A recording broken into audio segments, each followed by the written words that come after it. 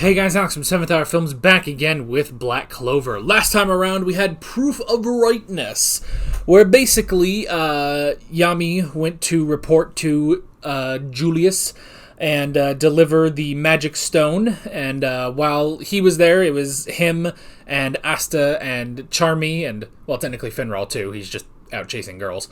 But there was an emergency report that apparently the Diamond Kingdom is invading one of the border cities, and that's, well, it's definitely a problem.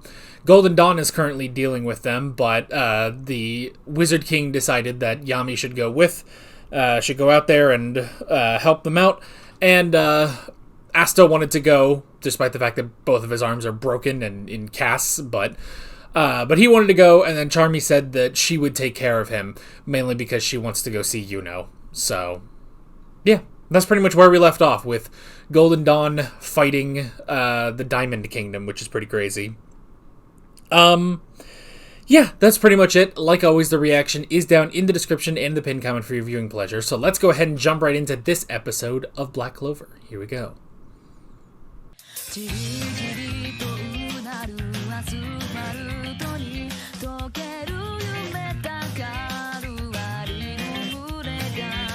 So, Golden Dawn's a little too strong.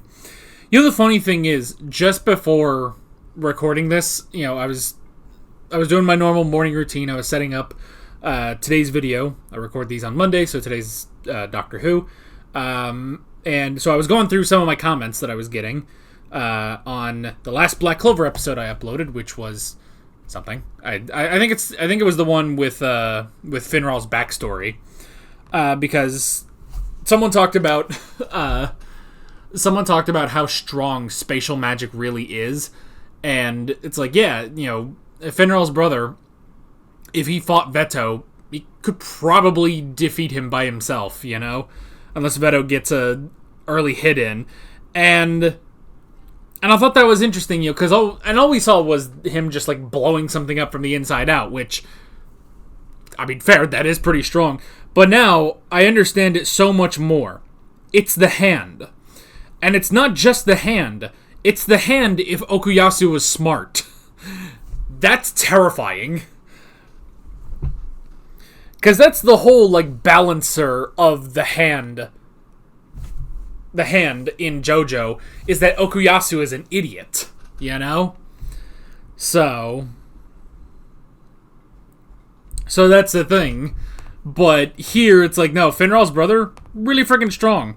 Which does make it kind of funny when we have this whole thing of like, oh yeah, you know, the Eye of the Midnight Sun are so ridiculously strong, and Veto was like the strongest of them, and it took all of the Black Bulls to defeat him, and even then, Yami had to come in just to finish the job, and it's just like, man, that was such a long and arduous arc. But if it was Veto versus Golden Dawn, that would have been thrown out immediately, you know? But I guess that's the Golden Dawn difference, you know? Because, I mean, we did have the other Magic Knight captains, Charlotte, Nozel, and Jack the Ripper. We had the three of them fighting the Eye of the Midnight Sun in the arc before that, in the underground, in the caves, and they were all kind of even, so it's a strange thing. It's a very strange thing. But who knows? Maybe Golden Dawn, maybe they're actually evil. I mean, granted, Yuno, Klaus, and Mimosa are not evil, but the rest of them are all kind of dicks. So, but they wouldn't be for the whole like, we're oppressed because we're strong and we have to destroy the sinful Clover Kid. Like, none of them would really be like that. Well, I mean, I guess the jury's still out on William, but still. So I don't know. Like, I don't think any of them... I think Golden Dawn is probably the number one target of the Midnight Sun, you know? So, I don't know.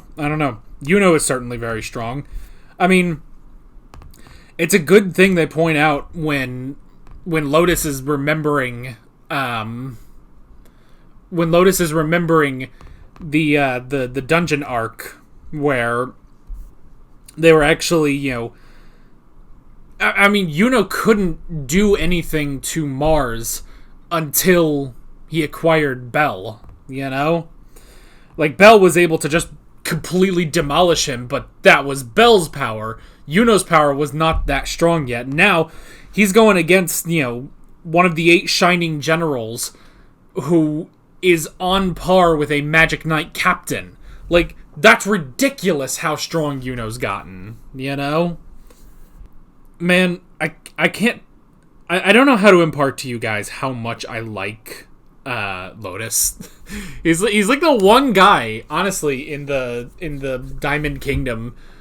But I mean, he's also he's really just a dude. I think that's the thing. It's like, he's just a guy who he's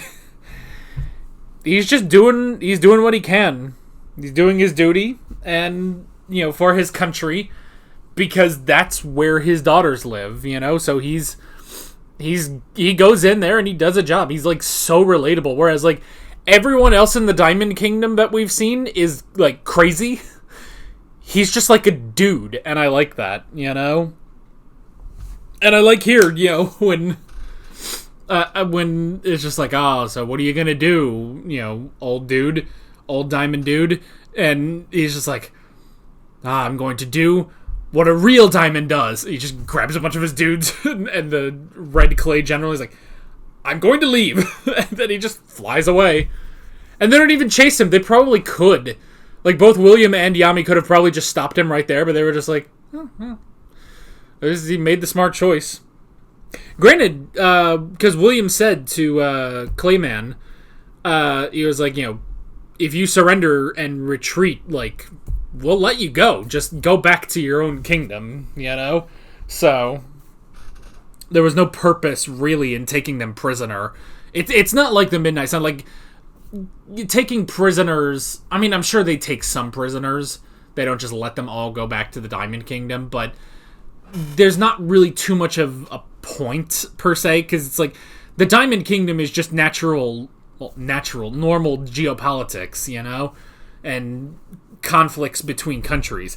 The Eye of the Midnight Sun are secret spooky terrorists. So we have to figure them out, like, what's their plan, what is their ideology. Like, I guess that's more of the thing, is that the Eye of the Midnight Sun are ideological terrorists. The Diamond Kingdom is just a warring country, There's actually a distinct difference between them. And again, I like that this show has that, And because they also talk about, there's also the Spade Kingdom that the Clover Kingdom is in conflict with, So it's like, I like that we're getting multiple enemies, multiple types of enemies in this show. It's not just like probably I would say what I'm thinking of is kind of like Full Metal Alchemist, where Full Metal Alchemist, there are, different kinds of enemies, but most of them really don't have any focus. Like, I think there's, like, was it Drachma to the north and north of Amestris, and it's just not a part of the plot almost whatsoever. Like, it's there a little bit, but not much. And then obviously the biggest one would be Ishval, but that's mostly in backstory, not really in practice. In practice, in the actual story, there's the homunculi and all that stuff. And here we have the Eye of the Midnight Sun, which is kind of like the homunculi and stuff, but we do still have warring nations that we have to deal with, and we probably will have to deal with before this show ends, so... which we have a long way to go anyway, so... But yeah, so that was interesting. And going back to Yuno a little bit, I do like, because like this episode and the last episode, it does kind of give you that moment of like, oh man, like this is literally what they joked about in the Petite Clover last episode, where it's just like, Yuno's so cool, he's so cool. It's just like, and he's just like, I'm so cool, I'll just defeat you so amazing, so easily, because I'm cool and epic like that. And then Belle's like, yeah, you're cool, let's go on a date. And he's like, no way, I'm too cool for you, I'm too cool for school. And And that is definitely the vibe that he gives off. And that's exactly the vibe that Finral picks up until he goes over to Asta and he's like, your arms are completely broken. Must mean you're getting stronger. You're fighting bigger opponents, aren't you? And he actually smiles, and Finral notices, and he's like, oh, they're rivals. Someone in Golden Dawn is Asta's rival. And then even Belle notices, like, this is the first time I've seen Yuno smile. He smiles because of Asta. A lot of people smile because of Asta. Like Klaus. Klaus, who is also now a tsundere. Man, bro, you gotta get in line. Like, he's already got a tsundere that he's working on. Well, he doesn't know he's working on her, but slowly. Slowly and unwillingly, he is working on her. And then Mimosa... I get it. I mean, I get it. I get it. I love Mimosa too, but... You know what it is? You know what it is with Noelle and Mimosa? It's that relatively old meme of Jeremy Clarkson and Richard Hammond, where they're talking about their cars, and Clarkson says, "This is brilliant, but I like this." That's kind of what it is with Noelle and Mimosa. It's like, you guys are like holding Mimosa up to me, and I'm just like, she is brilliant, but I like Noelle.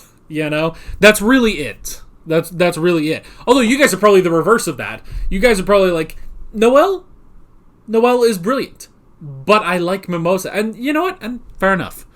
You know what? Deep down inside everyone is their own personal Jeremy Clarkson, and God help us all. But, anywho. So yeah. And then, William. Is William connected to Licht? I'm gonna call him Licht because Licht sounds stupid. I know that's what his name is, but Licht. I don't know, because it also has Lich in there, and that's creepy. But Licht is just so weird. I don't know.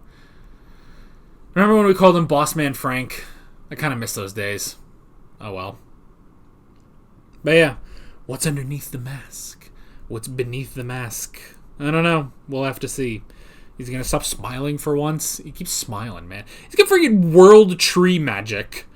It's not just tree magic, it's world tree magic. Like, that's ridiculous.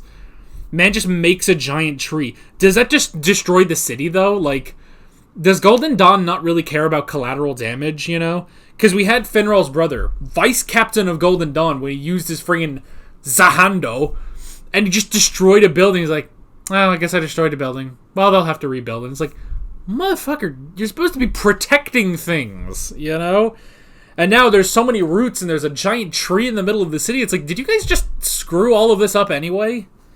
Like, yeah, you didn't hurt the people, but good lord, the infrastructure's gone. And that's kind of important. I don't know. We'll have to see. But that is basically it. With all of that being said, I'm Alex from 7th Hour Films, and I will see you guys next time. Take care. Alright guys, thanks for watching this video. There's a bunch of links on screen if you want to go click around any of those. There's a playlist with all of my Black Clover reactions, as well as another video you can go click on if you want. There's also a subscribe button and a Patreon button on screen, as well as other links in the description if you want to go check out any of those. See you guys later.